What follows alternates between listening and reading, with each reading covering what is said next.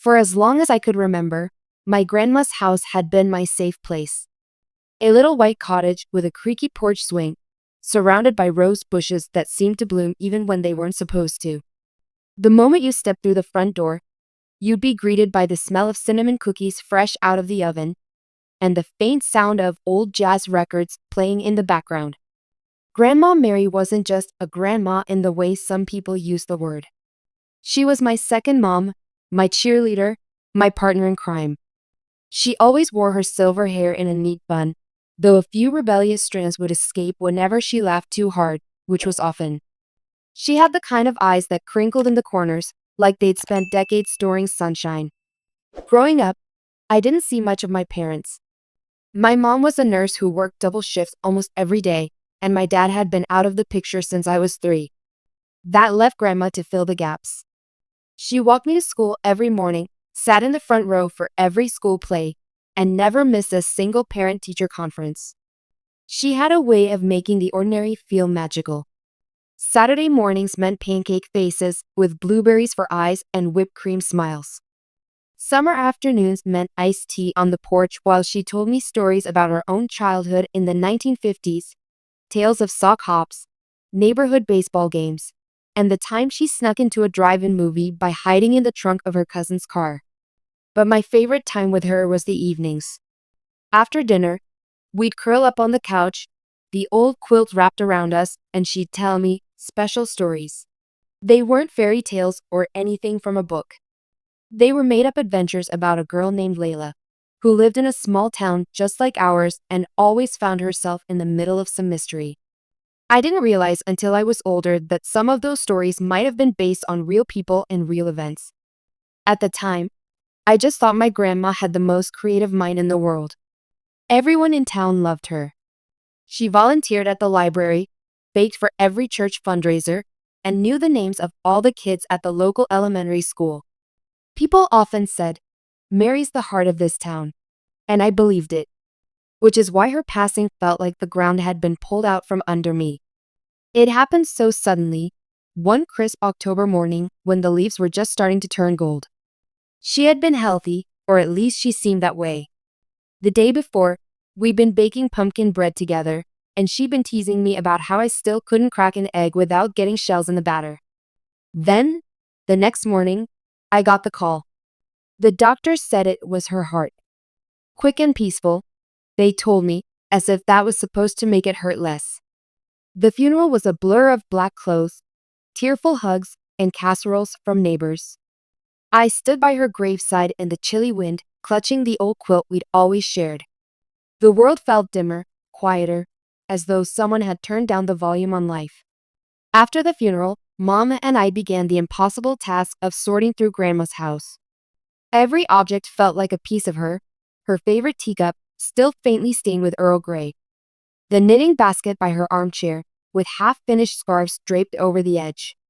And then, one rainy afternoon, while I was boxing up books in her bedroom, I noticed something odd. The bookshelf against the far wall had always been packed tight, but I spotted one book that was sticking out just a little too far. It was an old hardcover, its faded green cover barely legible. When I tugged it, I realized it wasn't a book at all. It was a box, disguised to blend in with the rest. Inside was a leather-bound diary. The cover was worn and cracked, the edges frayed, as though it had been opened and closed 1,000 times. There was no title, no label, just the initials MC pressed into the corner in gold letters. For a long moment, I just sat there, staring at it. I don't know why, but I felt nervous. My grandma and I had never kept secrets from each other, or so I thought. Finally, I opened it. The first page wasn't a date or an entry. It was a single sentence, written in her neat, cursive handwriting. "If you are reading this, it means I'm gone, and it's time you knew the truth." My breath caught in my throat. What truth? I turned the page, my hands trembling. The next words would change everything I thought I knew about my family, my childhood, and my grandma. My hands felt like ice as I stared at that first page.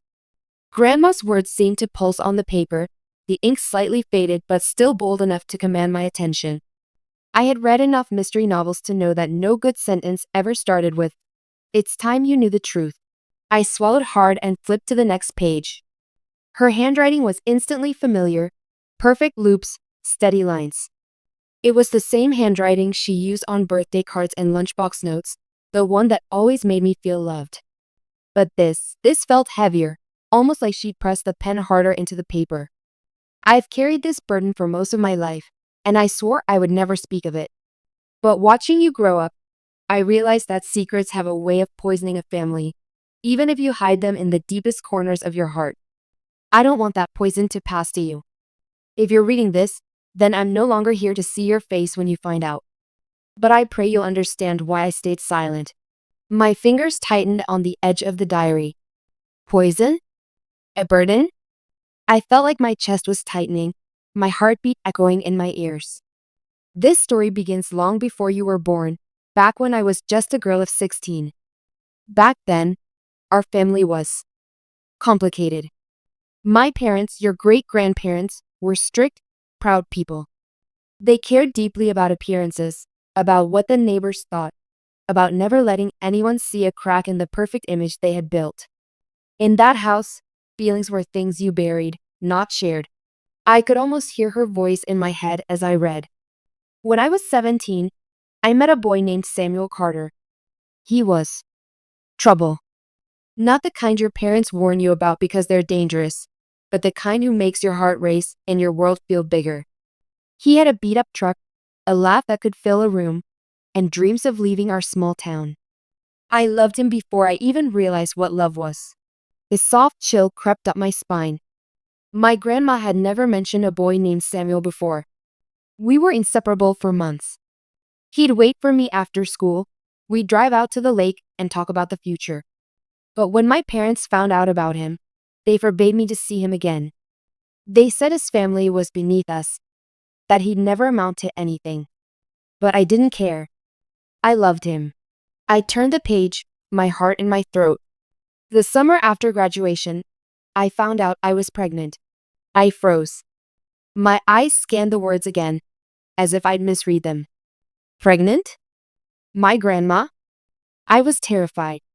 Back then, a girl in our town who got pregnant out of wedlock was ruined. My parents told me I had two choices: give up the baby for adoption or take care of it before anyone found out. I refused both. Samuel proposed to me right there in his truck. We planned to leave town together. The entries grew more frantic, the pen strokes darker, as if she had been reliving every moment while writing. But the night before we were supposed to leave, Samuel's truck crashed on the old highway. The police said it was an accident, but I never believed them. He was gone instantly. And I was alone, with a baby on the way. I blinked hard, my throat tight. My sweet, cookie-baking grandma had lived through that. My parents told everyone I had been sent to live with my aunt in the city for a year. In truth, they kept me hidden at home until the baby was born. I wanted to keep him more than anything in the world, but my parents had already arranged for a respectable couple to adopt him. I was told it was final, that I would never see him again. I fought them until I had no fight left. My vision blurred as I turned the page. That baby was your father. I gasped so loudly it startled me. My father? 1,000 questions exploded in my mind at once. My father, who had abandoned my mom and me when I was 3. My father, who I'd been told had grown up in a different state, in a totally different family. Grandma had never said a word. Not once. They told him I was just an old family friend. I watched him grow up from afar, sending birthday gifts through my parents, pretending they were from someone else. He never knew. When he married your mother, I was overjoyed. I thought maybe I'd have a second chance to be close to him. Through you. But he left before I could. I had to set the diary down for a moment. The room seemed to tilt around me. Every happy memory I had with her suddenly felt layered with something else, something deeper. Why had she kept this from me? And why did it feel like there was still more she wasn't telling? I picked the diary back up, almost afraid to keep reading. I'm telling you this now because you deserve to know the truth about where you come from. But there's something else you must understand. Samuel's death. It wasn't as simple as it seemed. And if you start asking questions about it, you might find that some people in this town don't want the answers to come out. I froze again. What was she saying? That her high school sweetheart, the father she lost, might not have died in an accident? And if that was true, who in this town still knew the truth? The night after I found the diary, I barely slept. I lay in my bed, staring at the ceiling, the rain tapping against my window like it was trying to keep me awake. My mind replayed every word I'd read, looping over and over like a song I couldn't turn off. My father was my grandmother's first child. My grandmother had been forced to give him away. And Samuel, this boy she had loved, might have been killed. It was like my life had been a puzzle, and now I realized half the pieces had been hidden in a box I didn't even know existed. By morning, I had made up my mind. I needed answers. I decided to start small. The old highway where Samuel's truck had crashed was only a 10-minute drive from town. I'd been down that road 100 times growing up. It was long, winding, and surrounded by trees that looked like they'd been there forever. There was a sharp curve about halfway through that locals always warned about. Supposedly, that was where the crash happened. I drove out there after breakfast, parking my car on the side of the road. The air was damp from last night's rain, and the smell of wet leaves clung to everything. I stood there for a long moment, looking at the bend in the road. Even now, it didn't seem especially dangerous. I'd taken sharper turns before without trouble. But then I noticed something. Down in the ditch, half hidden by overgrown grass, was a faded wooden cross. The paint had chipped away so much it was almost unreadable, but I could still make out the letters. SC. Samuel Carter. I knelt beside it, running my fingers over the worn wood. Who had put it here? My grandma? Or someone else who had cared about him? Before I could think too much about it, I heard the sound of gravel crunching behind me. I turned to see an older man in a red flannel shirt walking toward me from across the road. His hair was thin and white, and he carried a plastic grocery bag in one hand. "You're not from around here, are you?" he asked, his voice rough but not unkind. "I grew up in town," I said cautiously. "I'm just visiting an old family friend's memorial." He gave me a long look, his eyes narrowing slightly. "Family friend, huh? You mean Samuel." I froze. "You knew him?" Knew him? Everyone knew Sam. Good kid. Hard worker. Loved your grandma more than anything. His voice cracked a little on the last sentence. I felt a jolt of surprise. "You knew my grandma?" He tilted his head. "You're Mary's granddaughter, aren't you?" "I see it in your face. You've got her eyes." I didn't know what to say. I nodded slowly. The man sighed and glanced toward the curve in the road. That night was strange. They said it was an accident, but I never bought it. Sam wasn't the kind to speed, and he knew this road like the back of his hand. Some folks said they heard arguing earlier that evening, voices they recognized. My pulse quickened. Recognized? As in, from town? The man shrugged. "Don't know for sure. Just talk, you know? But I do know this. Mary wasn't the same after that night. And there were people who wanted her to forget all about Sam." "Like who?" I pressed. He shook his head, a sad smile tugging at his mouth. "You dig too deep. You'll find out. But be careful. Old wounds still bleed." Before I could ask more, he gave me a small nod, turned, and started walking back toward a pickup truck parked farther down the road. I stood there, my heart pounding. When I got back to Grandma's house that afternoon, I went straight for the diary. I flipped through the pages, scanning for anything about the night Samuel died. Near the back, I found a passage that stopped me cold. The night before we were supposed to leave, Samuel came to see me. He said he'd been warned by someone to stay away from me, that if he didn't, something bad would happen. I thought it was just my parents trying to scare him. We argued, but we made up before he left. That was the last time I saw him alive. Hours later, there was a knock at my window. It wasn't the police. It wasn't family. It was someone I never expected, and they told me it wasn't an accident. My hands were shaking as I turned the page. But the next one was blank. No explanation. No name. Someone had either torn out the page or never written it. That night, I called my mom. Mom, I said, trying to keep my voice steady. Did Grandma ever talk to you about someone named Samuel Carter? There was a pause. A long, too long pause. Where did you hear that name? I found something of hers. A diary. Her tone shifted instantly. You went through her things? She left it for me, Mom. It's about my dad. And Samuel. And I swallowed hard. And how he might not have died in an accident. Her voice turned sharp. Stop. Don't dig into this, okay? There are things you don't understand. Things better left alone. My stomach twisted. Better left alone? He might have been murdered. Drop it. My name. Please. And then she hung up. I stared at my phone, the dial tone buzzing in my ear. If my own mother didn't want me to know, then what was she afraid I'd find? The next morning, I woke up to the sound of wind rattling the windows. The weather matched my mood, gray, restless, full of things that refused to settle. My mom's voice from the night before still echoed in my head.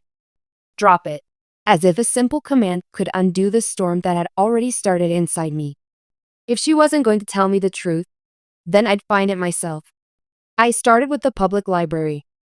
It wasn't exactly the FBI archives, but in a small town like ours, the local newspaper's back issues were the closest thing to a time machine.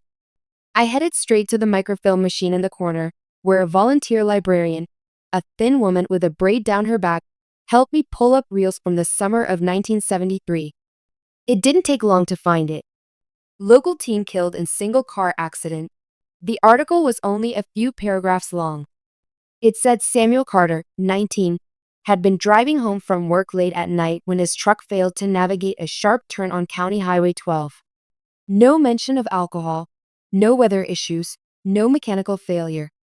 Just an accident. But there was one sentence that made my stomach knot. Witnesses reported hearing loud voices near Carter's vehicle earlier in the evening, but police have ruled out foul play. Voices. Like the man on the road had told me. I scanned the rest of the paper and noticed another article, smaller, easy to overlook, about a heated town council meeting that same week. One of the attendees was a man named William Harper. My eyes caught on the name because Grandma's diary mentioned Mr. Harper once, in passing, when she described her parents' circle of friends. It was a long shot, but something in my gut told me it mattered. When I got home, I pulled out the diary again and reread every entry from that summer. That's when I noticed it, half a sentence I'd skimmed over before. Samuel said Harper warned him to leave town. Said it was for his own good. I didn't believe him. I thought it was just another scare tactic from my parents' friends. Harper. If this was the same man, then he hadn't just known about Samuel, he'd actively told him to get out. And yet, a day later, Samuel was dead. I needed to know if Harper was still alive. A quick online search told me he was.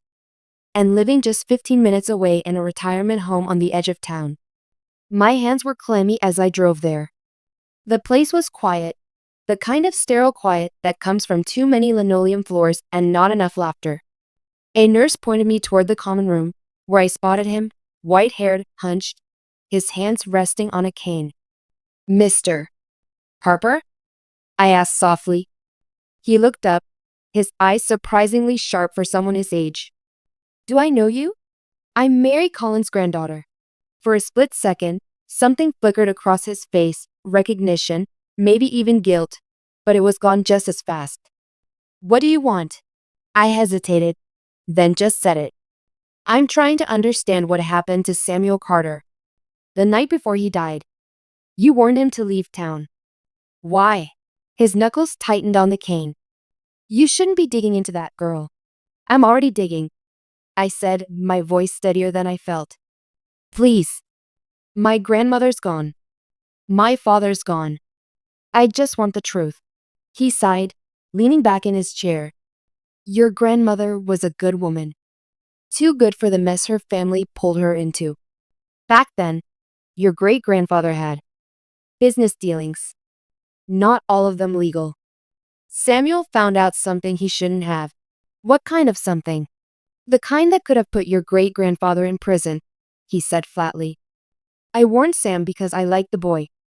Told him to take your grandma and go. But he wouldn't leave without saying goodbye to her. That night, someone followed him after he left her house. My chest tightened. Who? Harper shook his head slowly. Names don't matter now. Most of them are dead. But understand this, your grandma didn't just lose the man she loved. She lived with the fear that whoever silenced him would come for her if she talked. The weight of his words settled over me like a lead blanket. I thanked him quietly and left, but my mind wouldn't stop spinning.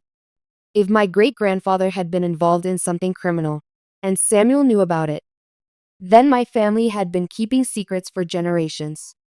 When I got back to Grandma's house, I sat on her bed, staring at the diary. Part of me wanted to slam it shut, lock it in a box, and pretend I'd never found it. But another part, the bigger part, needed to finish the story. That's when I noticed something I hadn't before. Inside the back cover, there was a flap of leather slightly lifted at the edge. I ran my fingernail under it and felt paper, thin, folded. I pulled it out carefully, my hands trembling. It was a photograph. Black and white, slightly torn at the corner. It showed Samuel standing beside his truck, smiling. And next to him, a man I recognized from old family photos. My great-grandfather. The date scrawled on the back was the night Samuel died. I stared at the photograph like it might burn me if I held it too long. Samuel, smiling. My great-grandfather, stone-faced. The date on the back sealing the moment in time. The night he died. It didn't make sense. Why would they be together? And why did my grandmother never mention it? The questions burned inside me so fiercely that I didn't even think about what time it was before calling my mom again. This time, she answered on the first ring. Mom, I said, my voice shaking, I found a photograph of Samuel with your grandfather, taken the night he died. For a moment, there was only breathing on the other end. Then, you need to stop. No, I snapped. I'm done stopping. Tell me the truth. Did Grandpa have something to do with Samuel's death? Her voice broke, but her words came out sharp. It's not that simple. Yes, it is. Either he did, or he didn't. I could hear her swallow. When she finally spoke again, her voice was quiet. He didn't mean to. At least, I don't think he did. I sat down hard on the bed. What happened? She sighed, the sound heavy enough to fill the space between us. Your grandfather found out Samuel planned to take your grandma away that night. And he couldn't let that happen, not after Samuel learned about the money. What money? There was a deal, she said. Illegal. Grandpa had taken money from people in town. If the wrong person talked, everything would come crashing down. Samuel was asking questions. Too many questions. Grandpa told him to leave, and when he wouldn't. Her voice faltered. They argued by the road. Samuel drove off in a hurry. Grandpa followed to try to calm him down. But on that curve, her words trailed off into silence. I closed my eyes, my mind filling in the blanks she didn't say. Whether it was an accident or not, my great-grandfather had been there. Grandma knew? I asked. Yes, she whispered. But she also knew what it would do to the family if the truth came out. She lost the man she loved and had to smile at the man who caused it every Sunday at dinner. She protected you from all of it. My throat tightened until I could barely breathe. And you? Why didn't you tell me? Because I wanted to protect you too. Some things, once you know them, they live in you forever. I looked at the diary on the bed, at the photograph still trembling in my hands. She was right about one thing. Now that I knew, I couldn't unknow it. After we hung up, I stayed there for a long time, staring at the quilt Grandma had made me. Every stitch was perfect, every square a memory. But now I realized there was another layer beneath those patterns, a pain she had stitched into silence, a truth she had carried alone for decades. I didn't know what to do with it all. Part of me wanted to tell the world. Another part wanted to bury it back in the bookshelf and never speak of it again. That night, I took the diary and the photograph to the old rose garden behind her house. The roses were starting to fade with the season, but they still smelled like summer. I sat there on the cold stone bench, reading the last page one more time. If you've made it this far, you know the story. I'm sorry I couldn't tell you in person. But I hope you'll understand. My silence was my way of keeping you safe. You are the best part of my life, and I need you to remember this. You come from love, not from the mistakes or the cruelty of others. Let that be your truth, even if the rest of it is heavy. I pressed the diary to my chest, tears blurring the roses into pink smudges. Grandma had been right. Truth could poison a family, but it could also free you if you were strong enough to hold it. In the end, I didn't destroy the diary. I wrapped it in the quilt and placed it in my own closet, high on the shelf where I knew it would stay safe. Maybe one day, when I have children of my own, I'll tell them. Not to hurt them, but so they'll know that our family's story isn't just the smiling photographs and the Sunday dinners. It's also the unspoken battles, the love that survived loss, and the courage it takes to carry a truth when it would be easier to hide it. And when they ask me about my grandma, I'll tell them this. She wasn't just a sweet old lady who baked cookies and told stories. She was a fighter. She was a survivor. And she loved me enough to carry the weight of the truth so I wouldn't have to until now.